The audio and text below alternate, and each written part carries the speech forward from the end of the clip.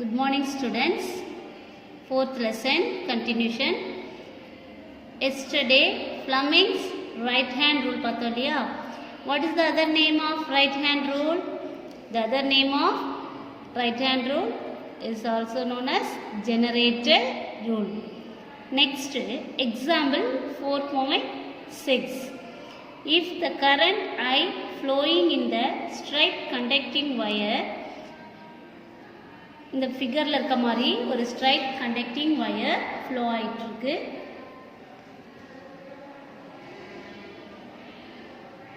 Decreases find out the direction of induced current in the metallic square loop placed near it.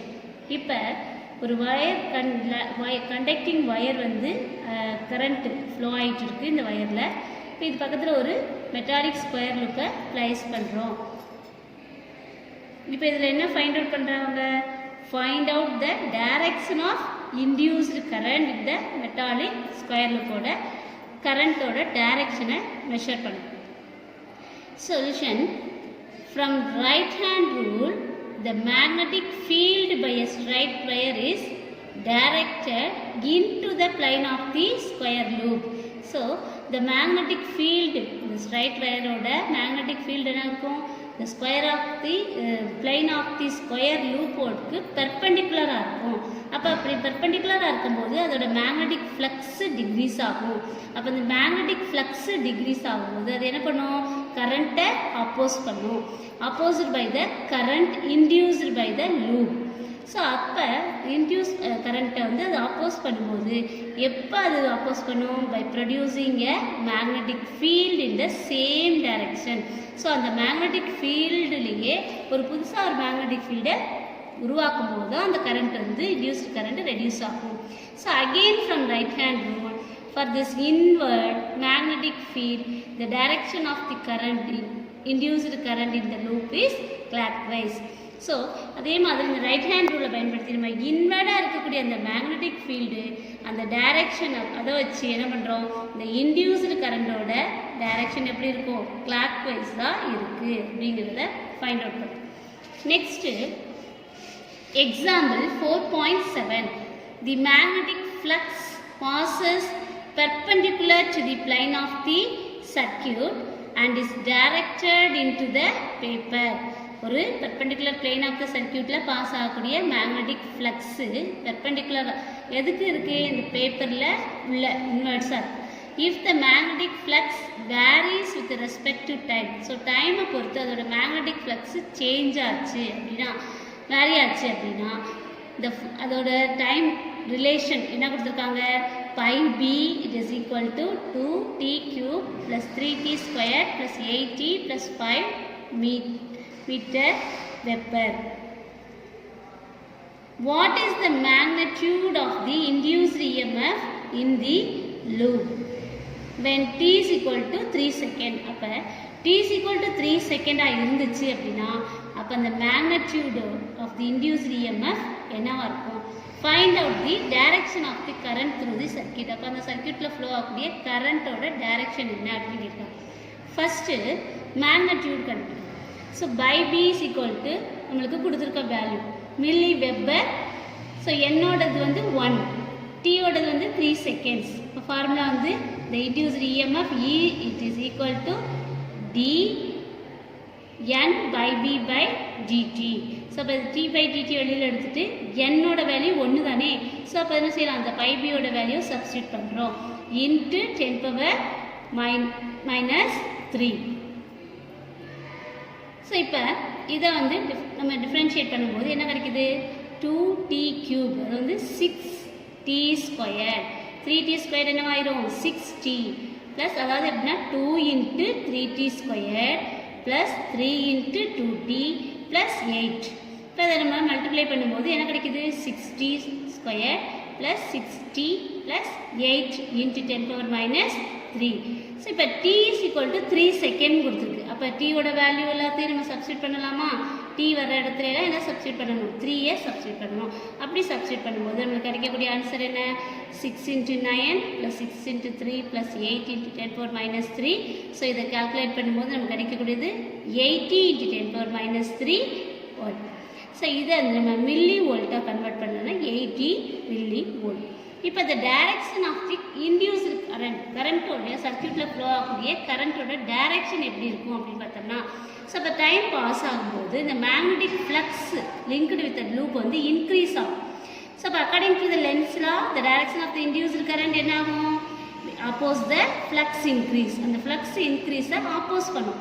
So the induced current flows in such a way to produce a magnetic field opposite to the given field. அப்போ அந்த flux increase ஆகும்போது அது induced current ஆப்போஸ் பண்ணும்போது என்ன ஆகுது? அதில் இங்கே ஏற்கனவே இருக்கக்கூடிய மேக்னெட்டிக் ஃபீல்டுக்கு ஆப்போசிட்டாக ஒரு மேக்னெட்டிக் ஃபீல்டை ப்ரொடியூஸ் பண்ணும். அப்போ அந்த மேக்னெட்டிக் ஃபீல்டு எங்கே இருக்கும் அப்படின்னா பர்பெண்டிகுலர்லி அவுட்வேர்ட்ஸாக இருக்கும். அப்போ அந்த இன்டியூஸ்டு கரண்ட் எந்த டைரக்ஷனில் ஃப்ளோ ஆகும்? In the anti-clockwise direction. The induced current flows in anti-clockwise direction. Next, motional EMF from Lorentz force.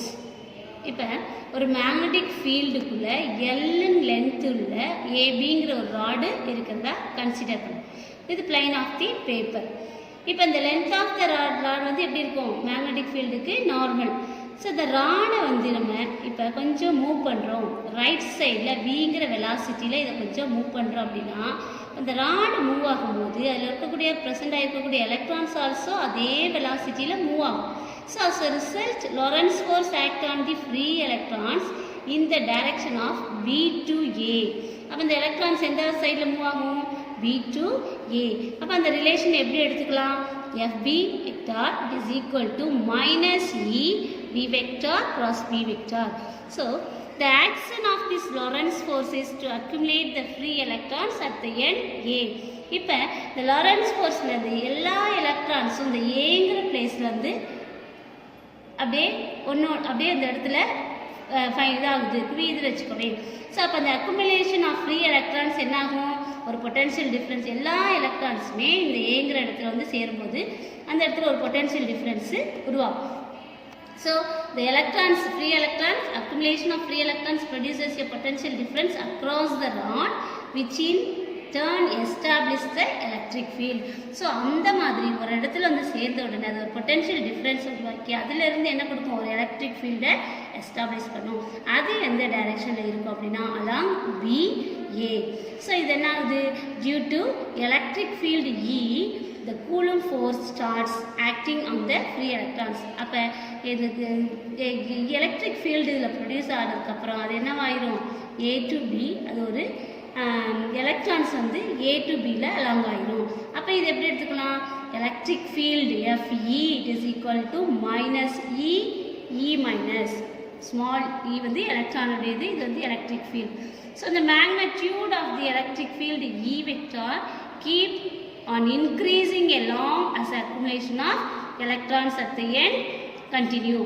So இப்படி வந்துகிட்டே இருக்குது. அப்போ அந்த magnitude of the electric field வந்து என்ன செய்யும்?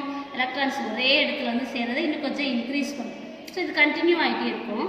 அப்போ the force FE also increases until equilibrium. இது ரெண்டும் சமமாகிற வரைக்கும் ஈலையும் என்ன செய்யும்? ஃபோர்ஸ் வந்து இன்க்ரீஸ் ஆகிக்கிட்டே இருக்கும். எப்போ அது ஈக்லிபிரியத்தில் இருக்கோ அப்போ அந்த magnetic Lawrence force FB and the Coulomb force FE vector balance each other. So எப்போ இது ஈக்லிபிரியம் பொசிஷனுக்கு வரும் அப்படின்னா கூலம்ப் ஃபோர்ஸு அண்டு இந்த மேக்னெட்டிக் லாரன்ஸ் ஃபோர்ஸ் இது ரெண்டுமே ஈக்குவல் ஆகும்போது அது பேலன்ஸ் பண்ணும், ஒன்னோட ஒன்று பேலன்ஸ் பண்ணிக்கணும். ஸோ அப்போ FE balance each other and no further accumulate. So balance ஆனதுக்கப்புறம் அந்த இடத்துல எலக்ட்ரான்ஸ் வந்து என்ன செய்யாது? இந்த அக்குமுலேட் ஆகாது. ஸோ இந்த accumulation no further accumulation of free electrons at the end A takes place. So அப்போ இந்த இடத்துல வந்து சேர்றது நின்றும். ஸோ அப்போ இதை எப்படி எடுத்துக்கலாம்? FB modulus is equal to FE.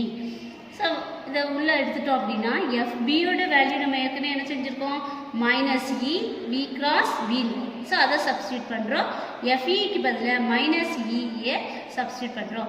So இப்போ இதில் இருக்கக்கூடிய ஆங்கிள் இந்த மேக்னெட்டிக் ஃபீல்டுக்கும் இந்த வெலாசிட்டி இது ரெண்டுக்கு பிக்கும் இதுக்கு இடையில உள்ள ஆங்கிள் நம்ம 90 டிகிரி அப்படின்னு சொன்னோம்னா VB sin 90 it is equal to E. அப்போ sin 90 is equal to என்னது 1. ஸோ அப்போ the value என்னவாயிரும் VB is equal to E. The potential difference between two ends இந்த ரெண்டு ராடுக்கு இடையில உள்ள potential difference எப்படி V it is equal to capital E into L. So அப்போ V is equal to E என்ன ஏற்கனவே படிச்சிருக்கோம் VBL VB படிச்சிருக்கோம்னா E is equal to V into B. So அப்போ capital B is equal to VBL. So the Lorentz force on the free electrons is responsible to maintain this potential difference and produce EMF. So the free electrons is responsible the Lorentz force. So அப்ப அது என்ன பண்ணும் potential difference maintain பண்ணி அதில இருந்து EMF produce பண்ணும். So அப்ப the EMF எப்படி எடுத்துக்கலாம் EMF it is equal to BLV. As this EMF is produced due to the movement of the rod. எப்ப the rod move ஆகிட்டு இருக்கும்போது தான் என்ன செய்யும் அந்த EMF வந்து ப்ரொடியூஸ் ஆகும். ஸோ அதனால இதை எப்படி எடுத்துக்கலாம் motional EMF. If the end A and B are connected by the external circuit of the total resistance. இப்போ இந்த ராடை வந்து நம்ம ஒரு ரெசிஸ்டன்ஸில் கனெக்ட் பண்ணோம் ஒரு எக்ஸ்டர்னல் ரெசிஸ்டன்ஸில் கனெக்ட் பண்ணோம் அப்படின்னா அப்போ அதோட current I is equal to EMF by R. So EMF ஓட வேல்யூ என்னது BLV by R flows through it. So இப்போ அந்த direction of the current வந்து நம்ம எதன் மூலமா சொல்றோம் right hand thumb மூலமா சொல்லிடலாம்.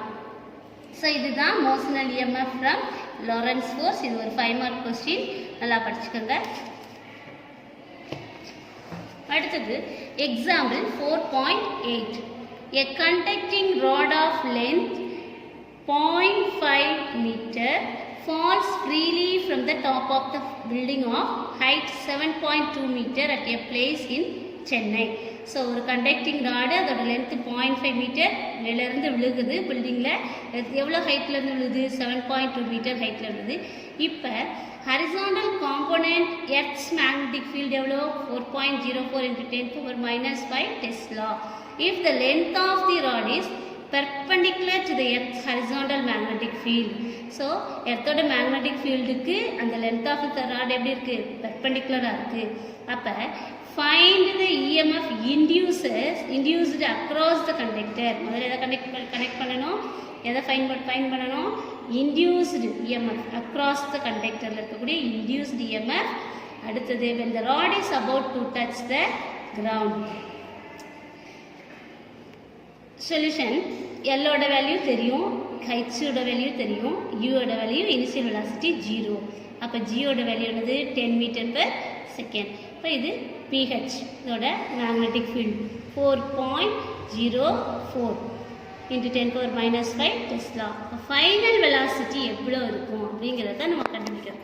அப்போ இனிஷியல் வெலாசிட்டி 0ன்னு தெரியும். இப்போ ஃபார்முலா என்னது V² = U² + 2GH.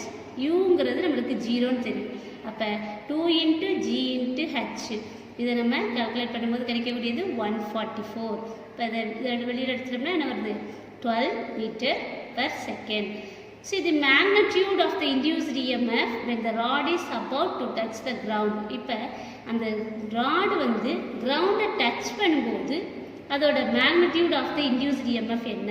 So induced EMF is equal to PHLV. நம்மளுக்கு PHோட வேல்யூ தெரியும் L-ஓட வேல்யூ தெரியும் தென் V-ஓட வேல்யூ. ஸோ இதை பூரா கால்குலேட் பண்ணோம்னா 242.4 μV.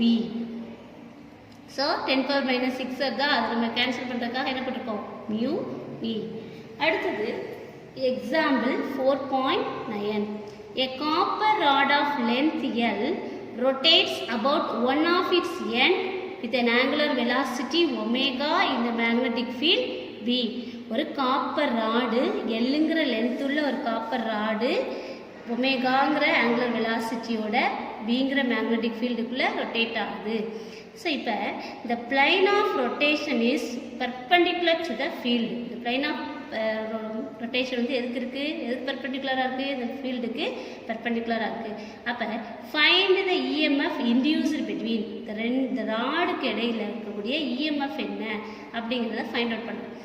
Solution: consider a small element of length. இப்போ dxங்கிற ஒரு ஸ்மால் லென்த்து எக்ஸிலேருந்து இந்த சர்க்கிளில் centre of the circle from எக்ஸுங்கிற டிஸ்டன்ஸில் இருக்குதுன்னு வச்சுக்கிறோம்.